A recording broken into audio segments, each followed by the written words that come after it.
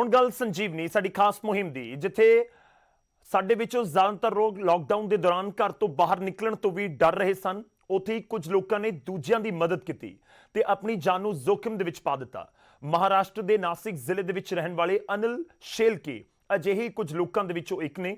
ਟੀਕਾਕਰਨ ਨੂੰ ਲੈ ਕੇ ਨੈਟਵਰਕ 18 ਅਤੇ ਫੈਡਰਲ ਬੈਂਕ ਦੀ ਜਾਗਰੂਕਤਾ ਮੁਹਿੰਮ ਸੰਜੀਵਨੀ ਆ ਸ਼ਾਟ ਆਫ ਲਾਈਫ ਤੁਹਾਡੇ ਤੱਕ ਲੈ ਕੇ ਆਇਆ ਇੱਕ ਅਜਿਹੇ ਸ਼ਖਸ ਦੀ ਕਹਾਣੀ ਜੋ ਆਪਣੇ ਜਜ਼ਬੇ ਦੀ ਵਜ੍ਹਾ ਦੇ ਨਾਲ ਸਾਡੇ ਸੰਜੀਵਨੀ ਚੈਂਪੀਅਨ ਨੇ।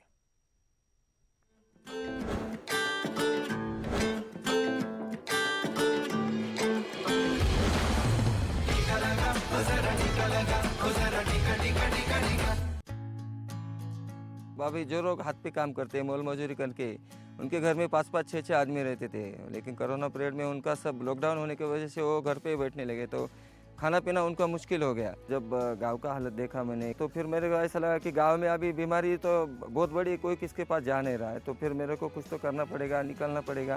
मैं सुबह निकल के उनके लिए जो भी फ़ोन आता था उनके पास जाता था, उनको जो ज़रूरत है मेरे हिसाब से मैं उतना करता था। मेरे घर पे गेहूँ पिकता था, तो मेरे घर वाले उसमें 2-2, 3-3 किलो का पैकेज बना के देते थे लोगों के लिए। तो उसमें गेहूँ, चावल, थोड़ा सा मसाला, नमक डाल के हम लोग जिनको ज़रूरत है उनके पास लेके जाते थे, उनको देते थे। मेरे पिताजी को डायबिटीज़ है, शुगर है, तो फिर वो उस हिसाब से पहले वो बोलते थे, बच्चे को भी मेरे पास नहीं आने देते थे। मेरे लिए एक जगह उन्होंने दी थी, उधर ही मैं बैठता था। मेरे हिसाब से उधर ही मेरा खाना, मेरा उधर ही सब होता था। फिर मेरे काम के लिए निकल पड़ता।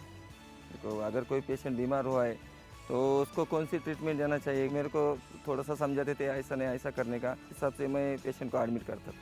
पहले 50 से ज़्यादा वैक्सीनेशन नहीं होता था, तो संजीवनी यूनिट के जो लोग हैं वो बार बार लोगों के पास जाते थे, और बाद में धीरे धीरे उनको मालूम हुआ कि वैक्सीन ज़रूरी है, तो लोग भीड़ों के साथ, मतलब जहाँ 25 होती थी वहाँ 200 वैक्सीन होने लगे।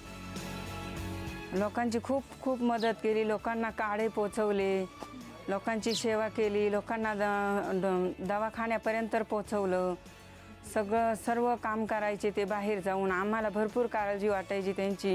हां, आम्हाला भीती वाटायची, भाऊ नको जाऊ, अरे तू असं काय करतो, दिवसभर जेवण नाही, खावण नाही, आंघोळ केली का चालला, आंघोळ केली का चालला, चहा देतोय। जिनके पास काम करने की क्षमता है तो उन्होंने दूसरे के लिए काम करना चाहिए।